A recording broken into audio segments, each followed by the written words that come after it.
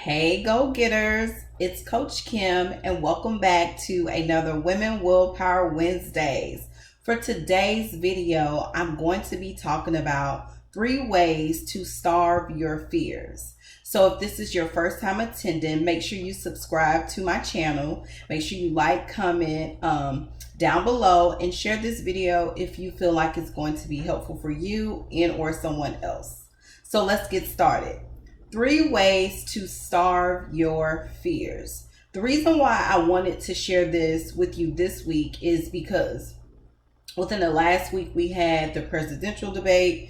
Tonight, or depending on when you watch this video, we have the vice president debate. And I think it's so important for us to understand as we continue to live in America, or if you're watching this around the world, we want to make sure that we're not living in the state of fear, right? No matter what the political parties are, I want to make sure you know this for your life, not only to become fearless, right, but just to be courageous enough to achieve your goal. And so these tips that I give you will be specific to your life, but I also want you to watch this knowing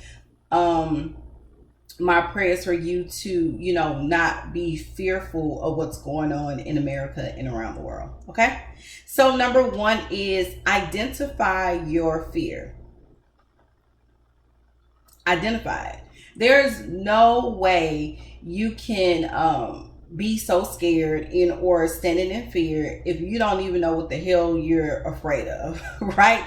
And so that's why number 1, to overcome it, you must identify what it is. For example, if you're fearful for, like losing your job, right? Or if you're fearful for, not getting an A in your class if you're in school, or if you're fearful for, losing a client because of the state of the pandemic, or, maybe closing the doors to your business.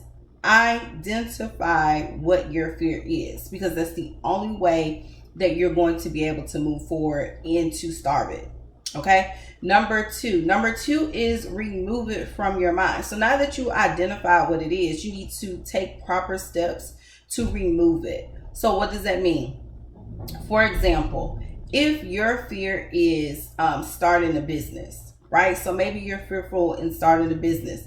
Now that you've identified, then number 2, you want to remove those negative self-talks, remove those things, those thoughts, those images that play in your mind that's making you feel like you're not good enough to start your business. Remove those barriers that's hindering you or preventing you for thinking that you're even good enough, right, to start your business. And again, this is only example. So if you're a career woman watching this, same thing, right? What's preventing you from leveling up in your company? Figure it out. Once you figure it out, then you need to start removing those things that has become barriers for you. Okay. And number 3, the final step for today, to remove fear, to starve fear, to make sure that you become this fearless and courageous person, is to stop it from reoccurring in your life. Okay, so I have a trending statement that I use in my business and I use with my clients, and it is really to stop my clients from, going over those stop signs or continuing to stop at these stop signs that keep reoccurring in their lives, right? That's why my coaches, that's why my clients hire me as a coach, right? Because I help them, with those stop signs to actually remove it so they can continue along their journey. So in order for you to remove this, to stop this, to make sure that these fears that keeps coming up in your life, you need to make sure that you focus on your goal. So that's number 3. So you need to stop it. And the way that you stop it is that you need to just focus on your goal, focus on yourself, focus on what it is that you're trying to achieve, and eliminate everything else. I think that's the best way I can see it, right? Like, eliminate everything else that's standing in your way, and, have a clear focus on what it is you want. Because if you think of anything else, those negative thoughts are going to come. If you look at anybody else, you're going to start comparing yourself, and that's a no-no, right? Like, you do not want to compare yourself to others. So you want to make sure you don't do that.